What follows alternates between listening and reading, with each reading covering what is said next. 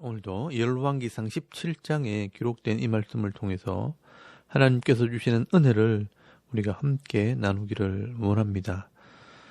여러분, 이 열왕기상 17장 말씀에는 이 하나님과 언약한 하나님의 백성들이 하나님을 바로 섬기지 않을 때 하나님께서 어떻게 그들을 책망하시고 또한 그 시대를 심판하시는지 말씀을 하고 있습니다. 하나님께서는 이 이스라엘 백성들과 언약을 맺으시고 약속한 대로 이 가나안 땅을 기업으로 주시고 또 나라를 이루게 하셨습니다. 그리고 이 다윗과 솔로몬을 통해 이 세계 열방들이 굴복하는 강대한 나라로 만들어 주었습니다. 그런데 이 왕들이 교만해지면서 이 하나님께서 주시는 부와 영광을 자기 힘과 권력으로 바꾸어 버렸습니다. 그리고 하나님을 의지하지 않고 이 세상 사람들이 의지하는 화려한 우상들을 의지하기 시작할 때 하나님께서 그들의 잘못을 깨닫게 하시려고 그 나라를 남쪽과 북쪽으로 나눠버렸습니다. 그런데 이 이스라엘 백성들은 회개하지 않고 점점 하나님과 멀어지게 됩니다. 특별히 북쪽의 이 여로보암 왕은 금송아지를 만들어 섬김으로 하나님 마음을 아프게 할 때 그의 아들 나답 때 바하사를 통해 반역을 일으켜 이 바하사에게 나라를 주었지만 역시 이 바하사도 똑같이 우상을 섬기게 됩니다. 그리고 그의 아들 엘라 때 시므리를 통해 또 반역이 일어나게 하십니다. 그러나 이 시므리도 악을 행함으로 오므리가 사람들을 통해 왕이 되고 또 오므리의 아들 아합 때는 이제 아예 이방 신을 섬기는 여자를 자기 아내로 맞이하여 이 북쪽 이스라엘을 우상의 나라로 만들어 버렸습니다. 이렇게 북쪽 이스라엘은 여로보암이 만든 금송아지 우상을 섬김으로 이 하나님의 마음을 아프게 하고도 이제 아합 때는 이방 나라의 신을 가지고 들어와 섬기게 된 것입니다. 여러분, 여기까지 역사를 한번 정리를 해야 합니다. 그래야 왜 하나님께서 이 아합 시대에 하나님의 선지자를 보냈는지를 이해하게 됩니다. 여러분, 이스라엘의 첫 번째 왕이었던 이 여로보암은 금송아지를 만들게 되고 그 아들 나답이 왕이 되고 그리고 바하사가 반역을 일으켜 이 여로보암의 집을 심판하게 되고 이 바하사의 아들 엘라가 왕이 됩니다. 그리고 시므리가 또 반역을 일으켜 엘라를 죽이고 또 오므리가 이 시므리를 죽이고 그리고 그의 아들 아합이 바알과 아세라를 섬기게 됩니다. 여러분, 이렇게 북쪽에 있는 이 이스라엘 왕들은 점점 하나님과 멀어지게 됩니다. 그래서 반역에 반역을 거듭하게 되는 것입니다. 여러분, 여기 일어난 이 반역들은요, 우연히 일어나는 반역이 아니라 하나님께서 그 왕들을 심판하시고 또 다른 왕에게 기회를 준 것입니다. 그리고 계속해서 반역이 일어나는 것은 이 왕들이 하나님 마음을 깨닫지 못하고 계속해서 이 하나님 말씀을 불순종했다는 것을 의미하기도 하는 것입니다. 그래서 하나님께서 이 아합 시대에는 하나님의 뜻을 전하기 위해 선지자를 보내게 되는 겁니다. 그래서 오늘 본문에 보시면 그 유명한 엘리야 선지자가 나타나게 됩니다. 여러분, 이 엘리야 선지자는 이 말씀에 능한 사람이고 또 준비된 일꾼이었습니다. 그래서 그의 첫 사역은 하나님의 말씀대로 우상을 섬기는 이 땅에 비를 멈추게 하는 사역을 하게 됩니다. 여러분, 이 땅에 비를 멈추게 하는 것은 이미 모세의 율법에 약속이 되어 있는 것입니다. 여러분이 신명기 11장 16절 말씀 이하에 보시면 너희는 스스로 삼가라 두렵건대 마음에 미혹하여 돌이켜 다른 신들을 섬기며 그것에게 절함으로 여호와께서 너희에게 진노하사 하늘을 닫아 비를 내리지 아니하여 땅이 소산을 내지 않게 하심으로 너희가 여호와께서 주신 이 아름다운 땅에서 속히 멸망할까 하노라 라고 말씀을 하고 있습니다. 여러분, 하나님께서 이 이스라엘 백성들과 언약하시는 말씀을 주실 때에 이미 이런 말씀을 주셨습니다. 너희가 만약 하나님을 버리고 우상을 섬긴다면 하늘을 닫아 비를 멈추어서 이 땅에 열매를 주지 않겠다라고 말씀을 하셨습니다. 그래서 이 엘리야 선지자가 말씀대로 이 땅에 지금 왕으로부터 백성이 이르기까지 다 우상을 섬기는 나라가 되어버렸으니 하나님께서 비를 멈추어서 이 하나님의 살아계심과 이 말씀이 진리라는 것을 보여달라고 기도를 하게 되는 것입니다. 그래서 하나님께서 이 엘리야의 기도대로 그 땅에 3년 6개월 동안 비를 멈추게 됩니다. 그런데 여러분, 우리가 이런 모습을 보면서 너무 쉽게 이 엘리야 선지자를 오해를 하게 됩니다. 하늘의 비도 멈추는 선지자, 어떤 기도를 해도 응답되는 이 능력의 선지자라고 오해를 할 수 있습니다. 그러나 이 엘리야는요, 우리가 생각하는 그런 능력의 선지자가 아닙니다. 그래서 야고보서 5장 17절 말씀에 보시면 이 엘리야는 우리와 성정이 같은 사람이라라고 말씀을 하고 있습니다. 이 야고보 사도가 이 의인의 간구는 역사하는 힘이 크민이라라고 말씀하면서 이 엘리야가 기도할 때 하나님께서 비를 멈춰주셨다라고 말하는 것은 이 엘리야가 우상을 섬기는 그 악한 시대에 하나님의 말씀을 기억하고 그 말씀대로 기도할 때 하나님께서 이 엘리야의 의로운 기도를 들으셨다는 것입니다. 여기서 우리는 누가 기도했느냐가 중요한 것이 아니라 그 사람이 말씀대로 기도했는가 하는 것이 중요한 것입니다. 여러분, 어떤 기도가 능력 있는 기도입니까? 이 하나님의 말씀대로 기도하는 그 기도가 능력 있는 기도요, 응답받는 기도입니다. 그러므로 우리가 얼마나 기도했느냐, 얼마나 큰 소리로 기도하느냐, 그게 중요한 게 아니라는 것입니다. 그러므로 누구든지 이 하나님의 말씀대로 기도하게 되면 하나님께서는 말씀대로 그 기도에 응답하시는 것입니다. 여러분도 이런 기도의 원리를 잘 깨달으셔서 이 엘리야처럼 말씀대로 기도함으로 응답받는 그런 은혜가 있기를 바랍니다. 그런데 여러분, 이 엘리야의 기도대로 3년 6개월 동안 비가 오지 않게 될 때 그 땅에 있는 많은 사람들이 고통을 당하게 됩니다. 그때 하나님께서는 이 엘리야 선지자는 보호를 해주십니다. 여러분, 3절 말씀에 보시면요, 너는 여기서 떠나 동쪽으로 가서 요단 앞 그릿 시냇가에 숨고 그 시냇물을 마시라. 내가 까마귀들에게 명령하여 거기서 너를 먹이게 하리라 라고 말씀을 합니다. 그리고 하나님께서는 그 고난의 땅, 이 고통의 땅에서 과연 어떤 사람이 하나님의 은혜를 받을 수 있는가, 한 과부의 모습을 통해 보여주십니다.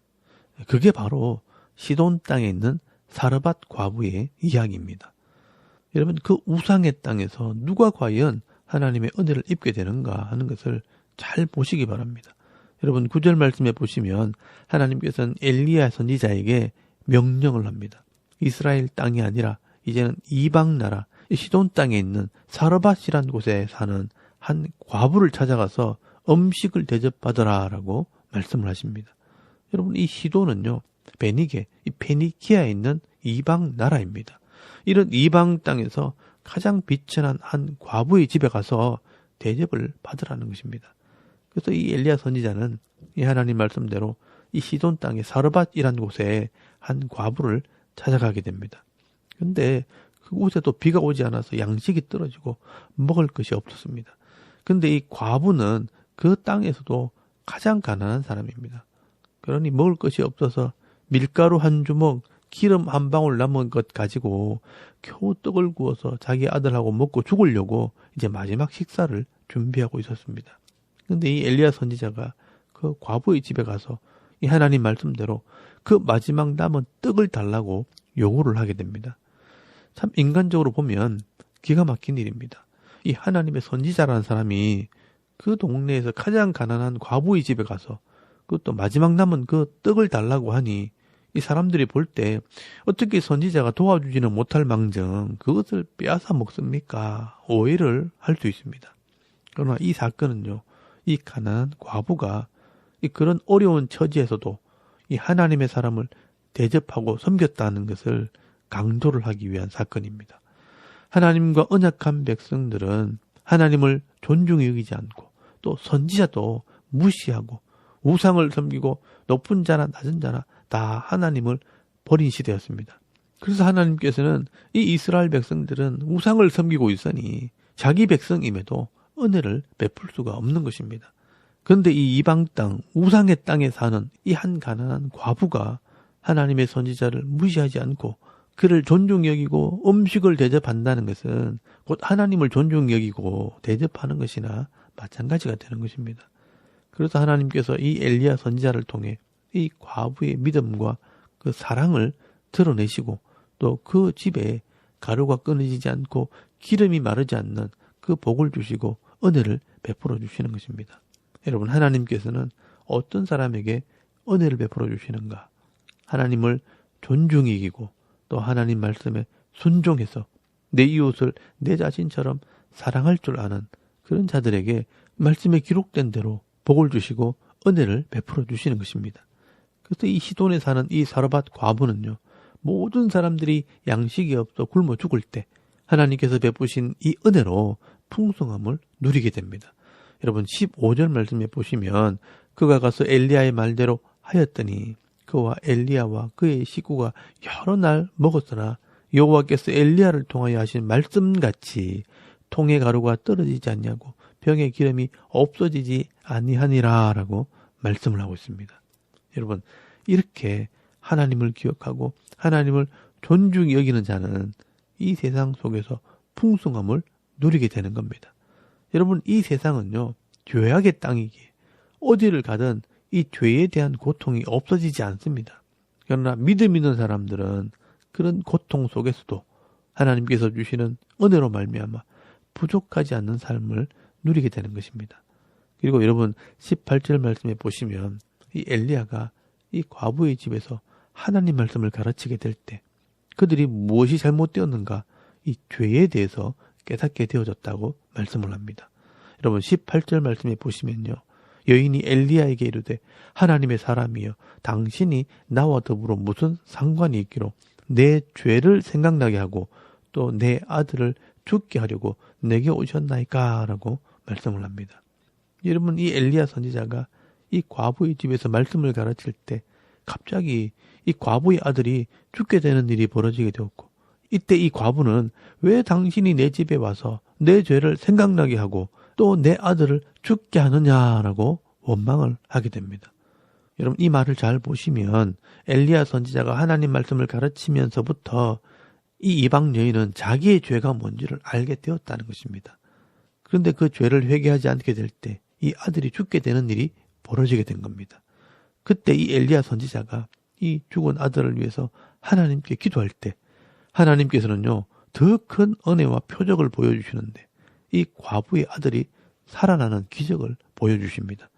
여러분, 이때 이 과부가요, 정말 하나님을 믿게 되고 또 신앙 고백을 하는 사건이 벌어지는 것입니다.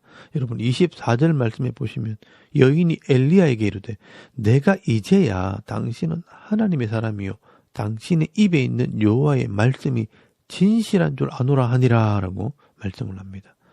참 재밌는 것은요, 이 시돈이란 도시가 바로 이세벨의 고향입니다. 이 시돈 사람 이세벨은 이스라엘을 우상의 나라로 만들어 버렸는데 이 하나님께서는 시돈에 있는 이 한 과부를 통해서 하나님께서 어떤 사람에게 복을 주시고 또 은혜를 베풀어 주시는가 하는 것을 보여주고 있는 것입니다. 그래서 예수님께서 이 공생애를 시작하시면서 첫 설교를 하실 때 이 사르밧 과부의 이야기를 하십니다. 여러분, 이스라엘에 많은 과부들이 있지만 왜 하나님의 은혜와 긍휼함을 입지 못했는가 생각해 보라는 것입니다. 또 왜 그 많은 사람들이 기근으로 고생할 때 이 사르밧 과부는 왜 풍성함을 누리고 복을 받았는가 한번 생각해 보라는 겁니다. 여러분, 누가복음 4장 25절에서 26절까지 말씀해 보시면 내가 참으로 너희에게 이르노니 엘리야 시대에 하늘이 3년 6개월간 닫히어 온 땅에 큰 흉년이 들었을 때 이스라엘에 많은 과부가 있었어되 엘리야가 그 중 한 사람에게도 보내심을 받지 않고 오직 시돈 땅에 있는 사렙다의 한 과부에게뿐이었으며 라고 말씀을 하고 있습니다. 여러분, 이 예수님 당시에도요, 많은 시간이 지났지만 이 영적인 원리는 똑같다는 것입니다. 누가 과연 이 악한 시대에 하나님의 은혜와 복을 받을 수 있겠는가 한번 생각해 보라고 예수님께서는 이 엘리야 시대 사르밧 과부의 이야기를 하고 있는 것입니다. 온 땅이 우상을 섬길 때 하나님께서는 말씀대로 기도하는 이 엘리야의 기도를 들어주셨고요. 또 백성들이 다 시대를 따라 우상을 섬기고 하나님을 존중히 여기지 않을 때 이방 여인이지만 선지자를 대접하고 이 하나님 말씀을 믿고 순종하는 자에게 은혜와 복을 주시고 또 부족함이 없는 이 풍성한 은혜를 베풀어 주셨다는 것입니다. 여러분, 오늘도 마찬가지입니다. 이 세상 사람들이 이 시대가 악해졌고 타락했다고 말하면서 아무도 하나님을 두려워하지 않고 또 이 하나님 말씀을 귀하게 생각하지도 않습니다. 그러나 여러분, 오늘도 하나님께서 살아계시고 또 이 하나님 말씀은 변하지 않기 때문에 오늘 이 시대에도 지금도 살아계신 이 하나님을 존중히 여기고 또 말씀대로 순종하는 자들에게 하나님께서는 이 시대를 이길 수 있는 힘과 능력을 베풀어 주시는 것입니다. 여러분, 하나님께서는요, 시대마다 말씀을 하십니다. 오직 여호와를 앙망하는 자는 새 힘을 얻으리니 독수리가 날개치며 올라감 같은 새 힘을 주시리라. 이사야서 40장 31절 말씀에 약속하십니다. 그리고 여호와의 눈은 온 땅을 두루 감찰하사 전심으로 자기를 향하는 자들을 위하여 능력을 베푸신다. 역대하서 16장 9절 말씀에 말씀을 합니다. 그리고 나를 사랑하는 자들이 나의 사랑을 입으며 나를 간절히 찾는 자가 나를 만날 것이라. 잠언서 8장 17절 말씀에 말씀을 합니다. 여러분, 오늘도 이 엘리야처럼 말씀대로 기도함으로 응답 받으시고요. 또 오직 하나님을 경외하며 하나님을 바라보는 삶을 살아갈 때 하나님께서 주시는 이 능력으로 이 땅에서 은혜의 삶, 이 축복의 삶을 살아가는 저와 여러분의 이런 영적인 삶의 모습이 되실 수 있기를 주의 이름으로 축원합니다. 아멘. 우리 잠깐 기도드리겠습니다. 오늘도 말씀대로 기도함으로 응답받는 복된 하루가 되게 없어서 또 이 시대 나라와 민족을 위해 또 하나님을 두려워하는 나라와 백성이 되도록 우리의 가정과 자녀들을 위해서 중보기도 하시고요. 또 개인의 기도 제목을 따라 기도하고 오늘 하루 삶을 또 시작할 수 있길 바랍니다. 다 같이 우리 하나님께 한번 기도드리겠습니다. 살아계신 하나님 은혜를 감사합니다. 오늘도 이 아침에 하나님을 먼저 예배하게 하시고